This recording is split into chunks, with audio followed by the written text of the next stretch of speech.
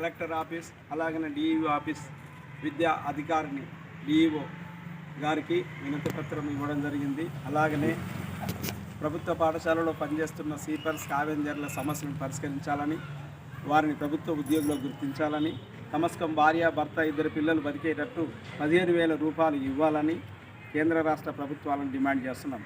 అలాగనే ప్రభుత్వ పాఠశాలలో ప్రధాన ఉపాధ్యాయుల ఒత్తిడిని తగ్గించాలి. ఉపాధ్యాయులు స్కావెంజర్లను స్వీపర్లను ఒత్తిడిలకు గురి చేస్తున్నారని మాకు తెలియవచ్చింది.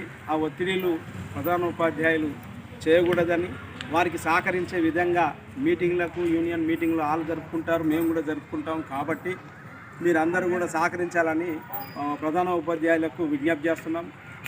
రేవంత్ రెడ్డి ప్రభుత్వం అమ్మ ఆదర్శ కమిటీలను వెంటనే రద్దు చేయాలి. అలాగనే విద్యాశాఖ ఆధ్వర్యంలో మీరు కొనసాగించాలని కేంద్ర రాష్ట్ర ప్రభుత్వాలను డిమాండ్ చేస్తున్నాం.